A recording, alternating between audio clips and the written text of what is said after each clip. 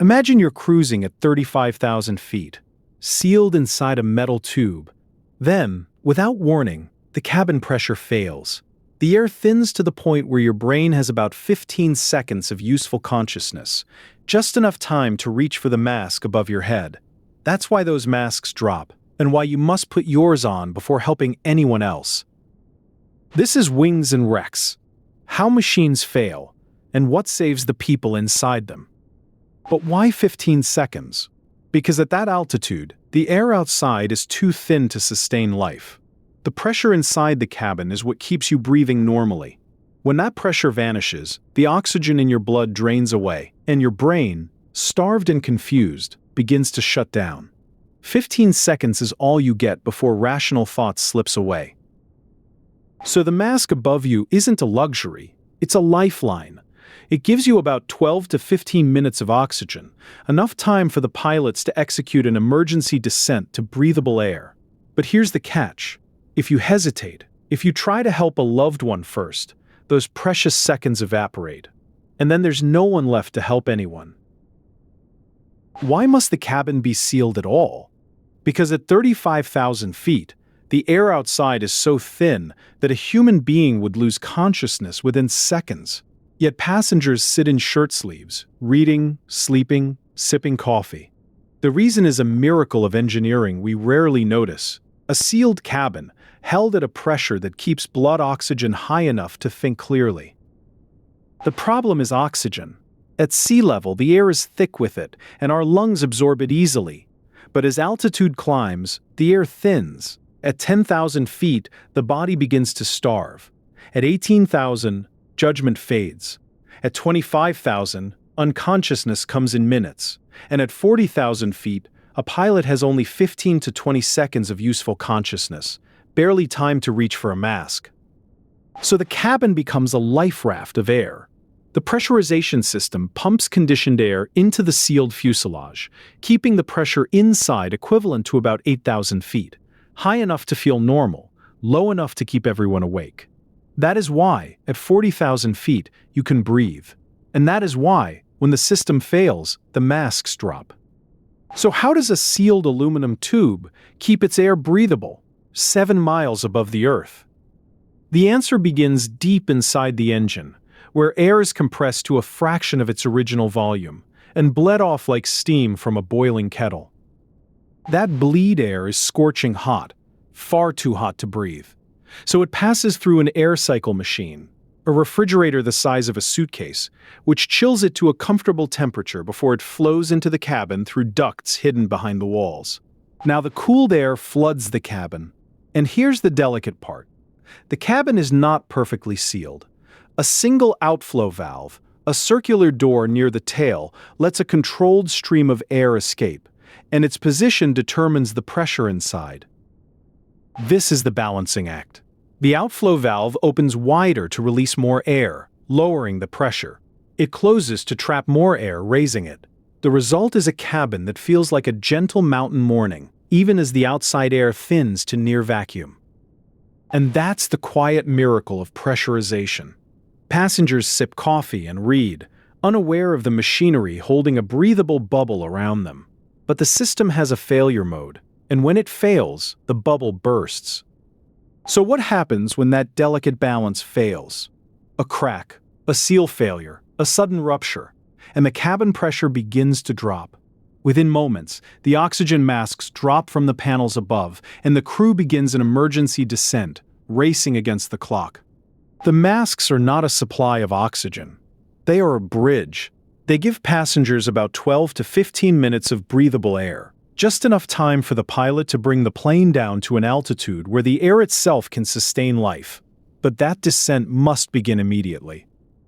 In the cockpit, the pilots are already moving. They don their own masks, set the throttles to idle, extend the speed brakes, and push the nose over, a controlled dive that brings the aircraft down as fast as physics and structure allow. The FAA puts it plainly. The objective is to descend the airplane as soon and as rapidly as possible, while not exceeding the aircraft's structural limits. And that is the system working as designed. The masks buy time, the pilots use it, and the plane descends to safety. But the real danger is not the loss of pressure itself. It is the silent, invisible enemy that follows: hypoxia. So the mask drops, and the threat is not the sudden lack of air. It is something far more insidious. The brain, starved of oxygen, begins to fail from within, and the first casualty is the very judgment needed to save yourself. Hypoxia is the medical name for oxygen starvation. Its early symptoms are deceptively gentle: a mild euphoria, a headache, a sense of well-being that masks the growing danger. Impaired judgment follows quietly, and the victim may not notice until it is too late. The FAA warns, in its Pilot's Handbook of Aeronautical Knowledge, that all pilots are susceptible to the effects of oxygen starvation, regardless of physical endurance or acclimatization. This is why the mask must go on first. In the seconds after decompression, a passenger might feel fine, even cheerful, but the clock is running. At 40,000 feet, useful consciousness lasts only 15 to 20 seconds, barely enough time to reach up, pull the mask down, and breathe. And that is the paradox of hypoxia. The body's first response is not alarm, but a dangerous calm. Pilots are trained to recognize this false well-being, to trust their instruments over their senses, and to act before the brain betrays them. The mask is not just a supply of oxygen, it is a defense against the mind's own silence. How does a crew get a 40,000-foot airliner down to breathable air, fast, without tearing the wings off? When the cabin pressure fails, the masks drop, but the masks are only a stopgap. The pilot has a race to run. The first move is instinctive. The pilot's hands go to the masks, the oxygen flowing instantly. Then the throttles are pulled to idle, cutting the engine's thrust. Speed brakes deploy from the wings, spoilers rising into the slipstream to kill lift and add drag. The nose drops, and the aircraft begins to fall. The descent is a controlled fall. The FAA's Airplane Flying Handbook puts it plainly. The objective is to descend the airplane as soon and as rapidly as possible while not exceeding the aircraft's structural limits. Every second counts, but the airplane must not be pushed beyond what it can bear. And all the while, the clock is ticking. The passenger masks hold only 12 to 15 minutes of oxygen. The pilot must get the cabin to a breathable altitude, below 10,000 feet, before that air runs out. It is a race against the thin air itself, and the crew has trained for it again and again. So why must you help yourself first? Because in the 15 seconds before useful consciousness fades, there is no time to fumble with another's mask. The moment you turn to help, your own brain may slip into that dangerous calm. The mask is not selfishness, it is survival.